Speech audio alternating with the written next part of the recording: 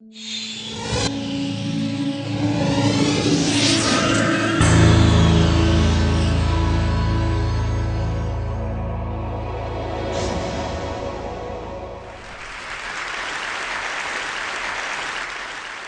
grew up interacting with the physical objects around us, and there are enormous number of them that we every day use.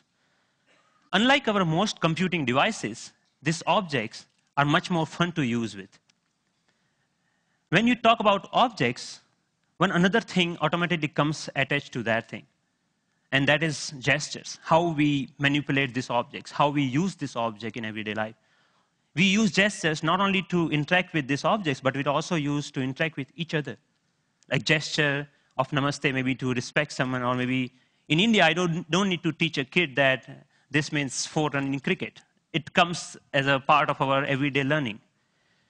So I'm very interested from beginning that how can our knowledge about everyday objects and the gestures and how we use this object can be leveraged to our interaction with the digital world.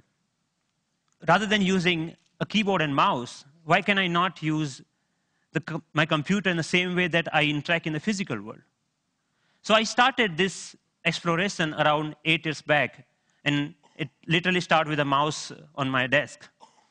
Rather than using that for computer, I actually opened it. And most of you might be aware that in those days, the mouse used to come with a ball inside, and there are 2 rollers that actually guides the computer that where the ball is moving, and accordingly where the mouse is moving. So I was interested in these 2 rollers. And I actually wanted more, so I borrowed another mouse from a friend, never returned him, and I have now 4 rollers. What interestingly I did with these rollers is basically, I took them off from these mouses and then put in a one line. It had some strings and pulleys and some spring.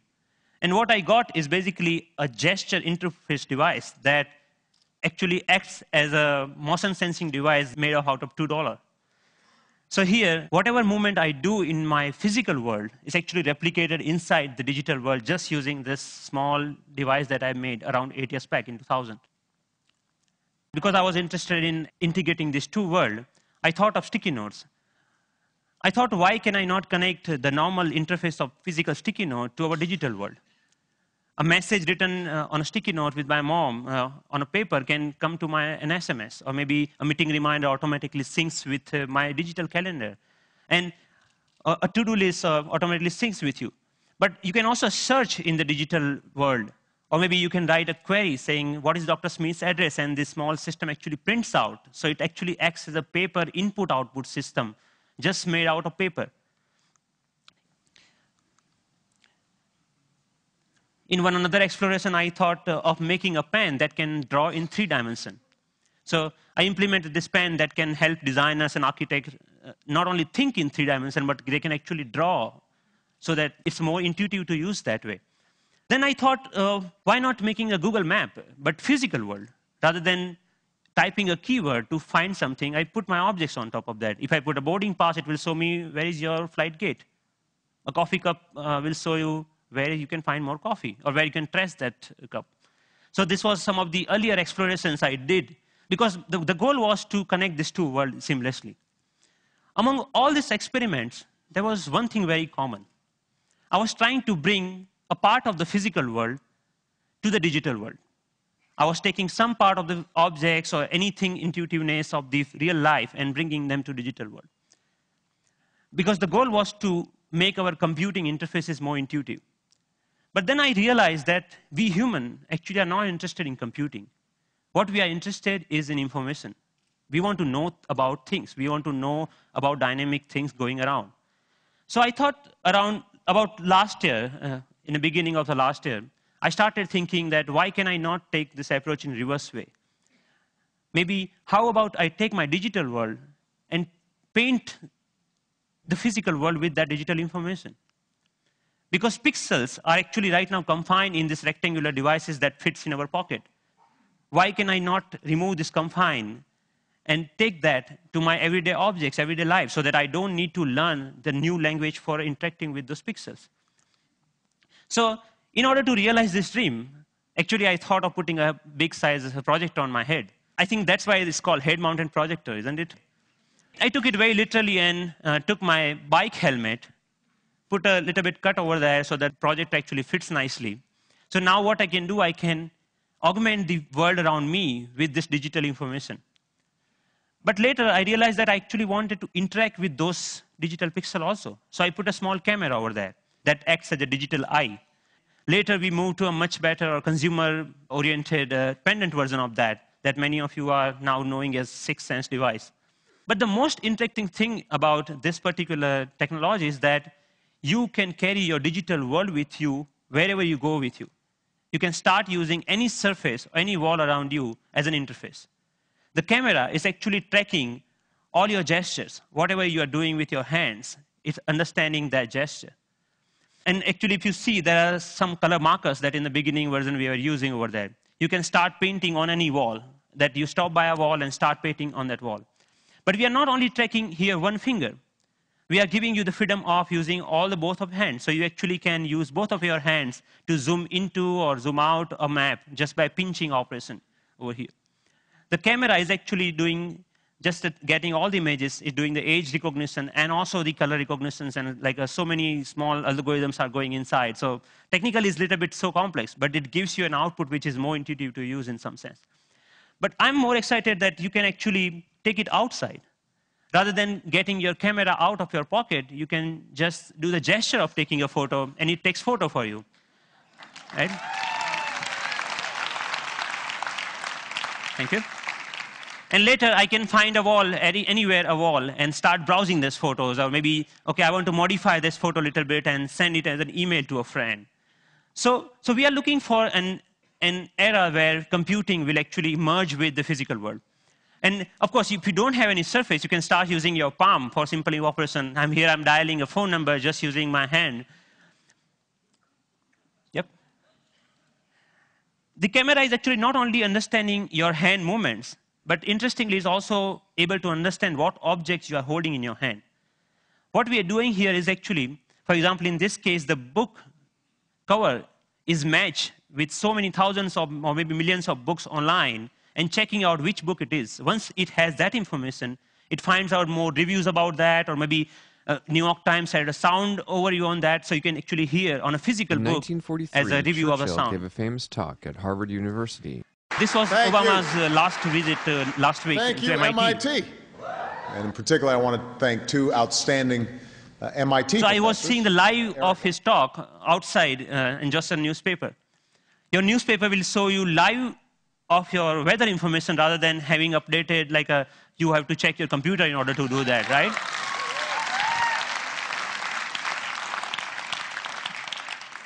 When I'm going back, I can just use my boarding pass and to check, oh, my flight has been how much delayed. Because at that particular time, I'm not feeling of opening my iPhone and checking out a particular icon. And I think this technology will not only change the way, yes, it will change the way we interact with people also, not only the physical world. The fun part is like I'm going to Boston Metro and playing Pong game inside the train on the ground, right? And I think the imagination is the only limit of what you can think of when this kind of technology merging with the real life. But many of you argue, actually, that all of our work is not only about physical objects. We actually do lots of accounting and paper editing and all this kind of thing. What about that? And many of you are actually excited about the next generation tablet computers to come out in the market. So rather than waiting for that, I actually made my own and just using a piece of paper. So what here I did is remove the camera. All the cameras, webcam, have a microphone inside that camera. I removed that microphone from that. And that, just pinch that, like just make a clip out of that microphone and clip that to a piece of paper, any paper that you found around. So now the sound of the touch is exactly getting me when exactly I'm touching the paper. But the camera is actually tracking where my fingers are moving. You can, of course, watch movies. Good afternoon. My name is Russell, and I am a wilderness explorer in Tribe 54. And you can, of course, play games. Here, the camera is actually understanding how you're holding the paper and playing the car racing game.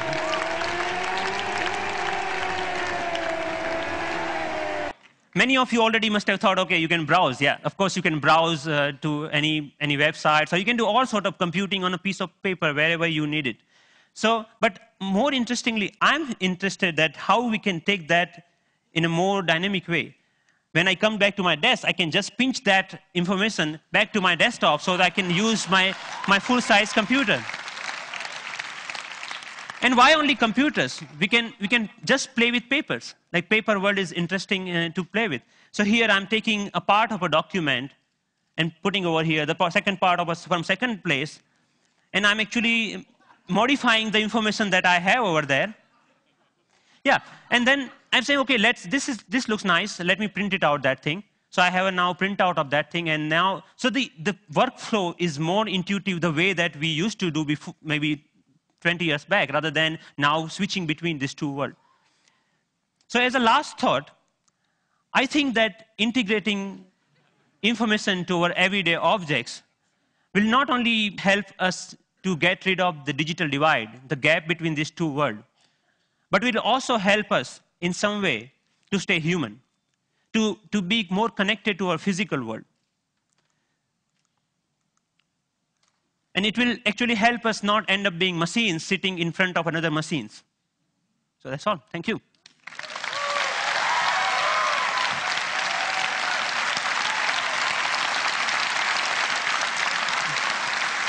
Thank you. Thank you. Thank you. Thank you. Thank you. So Pranav, first of all, I mean, you're a genius. This is incredible. Really. Thanks a lot. What are you doing with this? Is there a company being planned, or is this research forever, or what? So there are lots of companies, actually sponsored companies of Media Lab, interested in taking this ahead in one or the way. The companies like mobile phone operators want to take this in a different way than the NGOs in India are thinking that why can we only have sixth sense? We should have a fifth sense for missing sense people who cannot speak. Maybe this technology can be used for them to speak out in a different way, but maybe speaker system. I mean, what are your own plans? Are you staying at MIT, or are you going to do something with this? I'm trying to make this more available to people so that anyone can develop their own sixth sense device, because the hardware is actually not that hard to manufacture or something hard to make your own. And I will provide all the open source software for them, maybe starting next month. So that open source? Wow. Yes. Wow.